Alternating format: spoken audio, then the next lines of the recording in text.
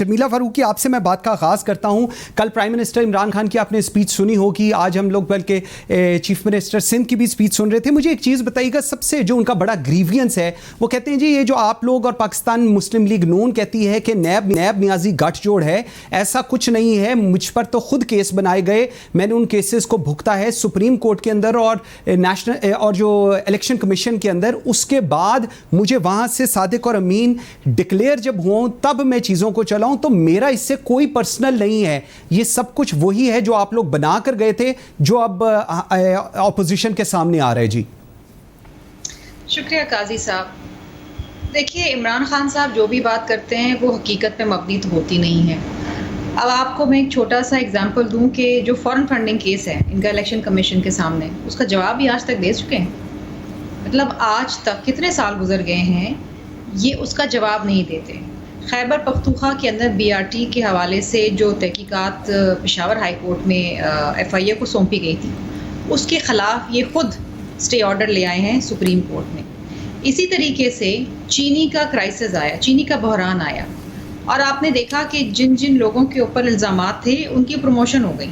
खुसरो बख्तियार साहब और दीगर, नाम लेना अच्छा भी नहीं लगता, और जहांगीर तरीन साहब जो अपने तैयारे में बैठ के मुल्क से रवाना हो गए। पेट्रोल की किल्लत आई, सामने उमर अयूब साहब बैठे हुए हैं, लेकिन क्या हुआ? आज आपको पेट्रोल मिल रहा है, आटा मिल रहा है, चीनी मिल रही है। कोरोना वायरस के हवाले से आप देख लीजिए, जफ़र मिर्ज़ा साहब के ऊपर इल्ज़ाम था कि जनाब उन्होंने वहाँ स्मगल किए, क्या बना? कुछ नहीं बना।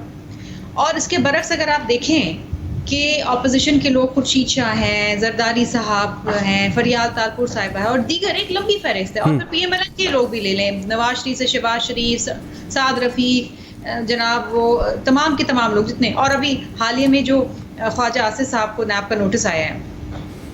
एक चीज़ खबर चलती है इनके बारे में और फ़ौरन नैब का नोटिस आ जाता है, या नैब उठा के ले जाती है, जेल में डाल देती है। रेफरेंस तो बहुत दूर की बात है, वो जब बनेगा तो बनेगा, अभी तक किसी को कुछ पता नहीं हुआ। बात यह है कि इमरान खान साहब ने हर चीज़ में यू टर्न लिया है, माँ सिवाय एक चीज़ के, और वो है तालिबान से दोस्ती और तालिबान की तायीद करना। और मुझे दुख होता है, मुझे अफसोस होता है कि मैं जब भी इमरान खान साहब की स्पीच सुनती हूँ तो तकलीफ़ होती है, लेकिन कल इतनी तकलीफ़ हुई, हज़ारों की तादाद में लोग जो हैं शहीद हुए हैं इस मुल्क के अंदर, हमारे फ़ौजी जवान, हमारे सिविलियंस, कोलैटरल डैमेज हुआ है, लेकिन उस शख्स जिसकी वजह से हुआ है वो आपके हीरो हैं। इसके बाद कुछ कहने को रह नहीं जाता। मतलब ये हमारे लिए ना सिर्फ शर्मिंदगी की बात है, ये हमारे लिए अफसुर्दगी की बात है। ठीक इस कौम को तो एक नेशनल मॉर्निंग में चले जाना चाहिए। ओके, मुझे ज़रा ये चीज़ लेकर शेर अली अरबाब साहब मुझे एक चीज़ बताइएगा, एक थोड़ा सा मुझे क्लैरिफाई कीजिएगा। कल पहले प्राइम मिनिस्टर ने कहा कि उसको मार दिया गया, फिर उसके बाद शहीद कहा गया, फिर बहुत सारे पार्लियामेंटेरियन से मेरी खुद बात हुई, उन्होंने कहा जी स्लिप ऑफ टंग हो गया होगा। लेकिन रात को शहबाज गिल की एक ट्वीट आती है जिसके बाद बिल्कुल चीज़ें कुछ आज भी, इवन एक मौका था जब वो आज़ाद कश्मीर गए हुए थे, वहाँ पर उन्होंने एड्रेस भी किया। कोई इस चीज़ को लेकर सर इसके ऊपर क्या हमें ज़रा अगर क्लैरिटी आ जाएगी ना तो हम लोगों के लिए ज़्यादा बेहतर हो जाएगा। कुछ इसके कि जहाँ पर खुद प्राइम मिनिस्टर कह रहे हैं कि 70 से 80 हज़ार पाकिस्तानी शहीद हुए हैं इस पूरी वॉर अगेंस्ट टेरर में। सो आपका क्या, पाकिस्तान तहरीक इंसाफ का इसके ऊपर क्या व्यू है? जी देखें, पहली बात तो यह है कि 1 घंटा 3 मिनट की स्पीच थी प्राइम मिनिस्टर की गालिबन, जिसमें एक शहीद पॉइंट को काफ़ी ज़्यादा हाईलाइट किया गया। उसामा बिन लादेन डेफिनेटली उसको शहीद किया जा सकता, बिकॉज इस तरह के उसने काम किए। ऑल्दो उसामा बिन लादेन का ज़्यादातर जो भी अमल था वो अफगानिस्तान की तरफ था, पाकिस्तान में एज सच उतना था नहीं।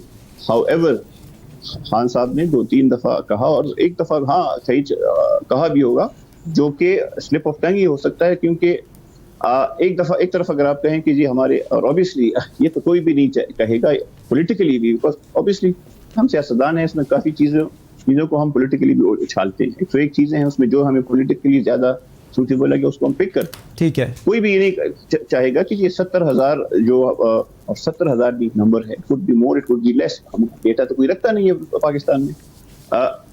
उनको इन्होंने जो शहादतें दी हैं, पुलिस फ्रंट लाइन पे, पाकिस्तान फौज, उसके साथ सिविलियंस, अक्सर हम पुलिस को बड़ी कन्वीनियंटली जो है वो इग्नोर कर देते हैं। पुलिस की बहुत कुर्बानियां हैं वॉर ऑन टेरर में स्पेशली।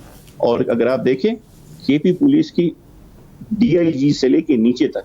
सो कोई प्राइम मिनिस्टर, कोई सियासतदान, कोई पाकिस्तानी भी इनकी कुर्बानियों को डाउन प्ले करके ऐसा शख्स जिसका उन लोगों के साथ वास्ता रहा हो, TTP के साथ या अलकायदा के साथ, जिन्होंने हम पे ये कैजुअलिटीज इन्फ्लिक्ट किए हैं, उसको दानिस्ता तौर पे शहीद नहीं कह सकते। ओके, ठीक है, बिल्कुल ठीक है।